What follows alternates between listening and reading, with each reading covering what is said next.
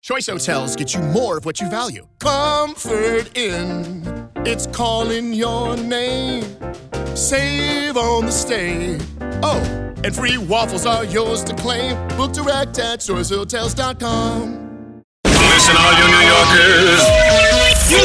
Taxi! Okay, man, we're looking around. This is the 77 WABC minicast. Well, calling in today is Speaker Newt Gingrich, and to me, he's always my speaker.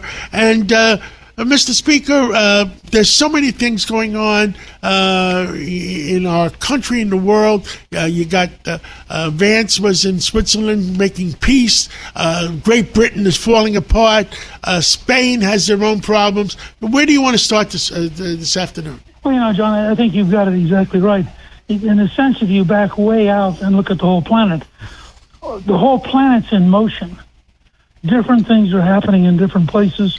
There's a pro-market, pro-free enterprise movement in Latin America, probably the strongest it's been in 30 or 40 years.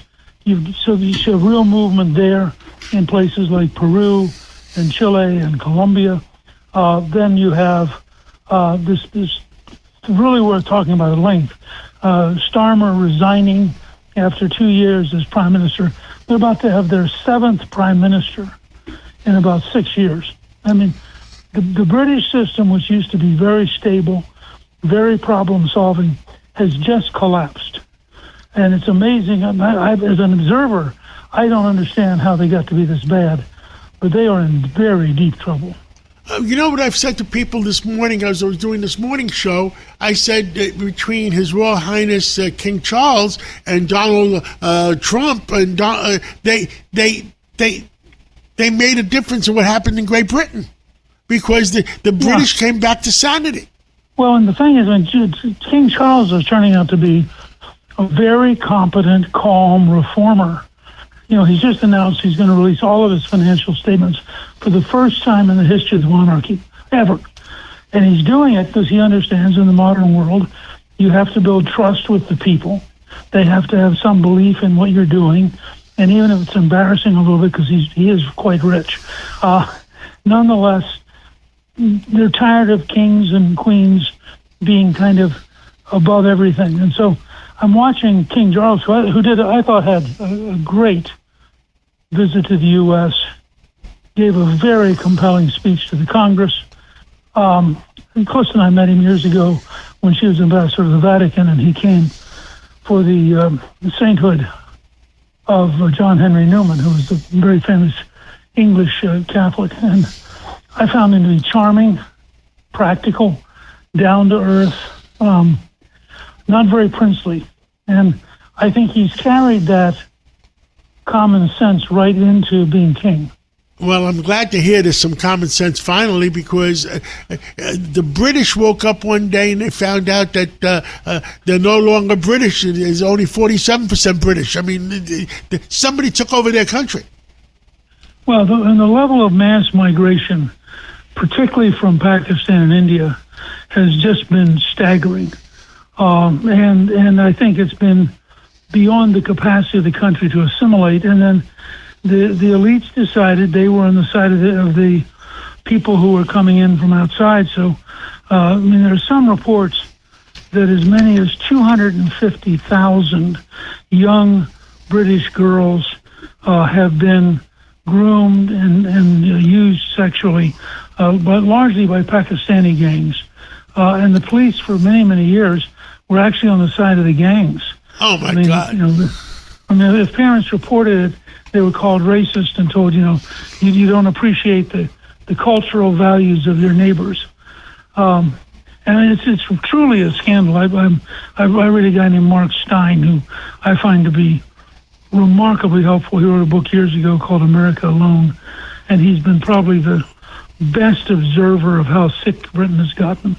And you look at this stuff and you just think, and you're seeing now, by the way, a big reaction by the British people.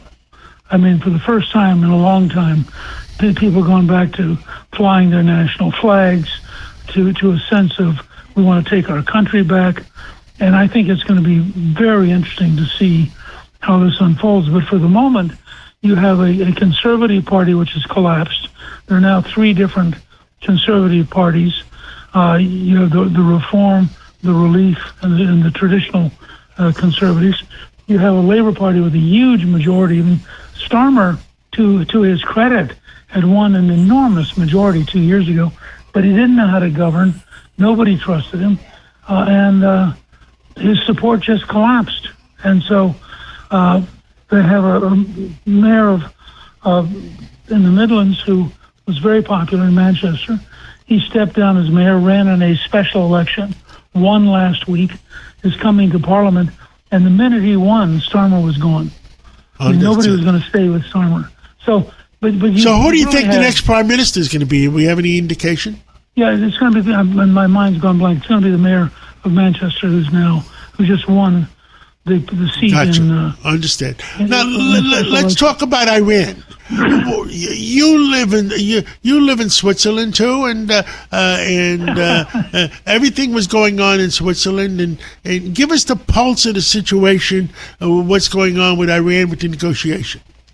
Well, I have to say, by the way, of course, I had a great privilege last week because we met President Trump when he landed in Geneva on the way to the G7, and he just randomly invited us to join him in Marine One. So we actually flew into France with him, and then we had to figure out a way to get back to Geneva. But I think J.D. Vance is trying to lock down the beginning of an agreement.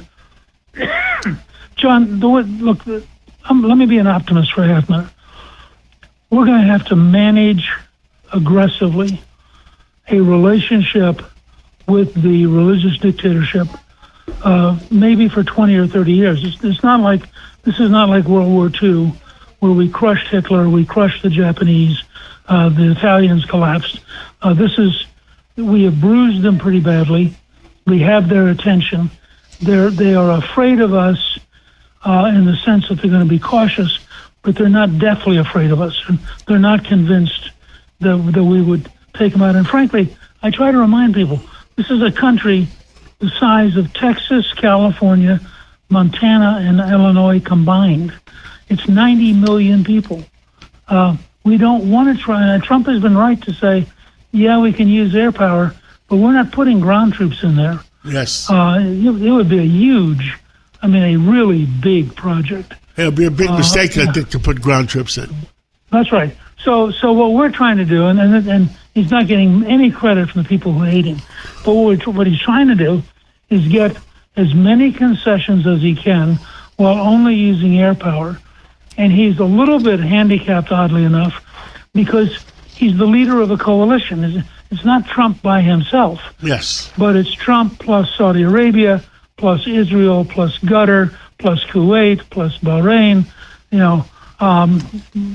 plus the UAE. But we're almost out of time, but we're making progress. Is that the good news? Yeah, I think on balance, from what we've seen in the last 2 weeks, we are beginning to make progress in forcing the dictatorship to change some.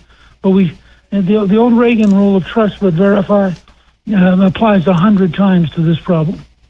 Speaker Newt Gingrich, thank you so much for your wisdom and your common sense, and thank you for what you're doing for America. Right. Glad to do it. Talk to you soon. Thank you.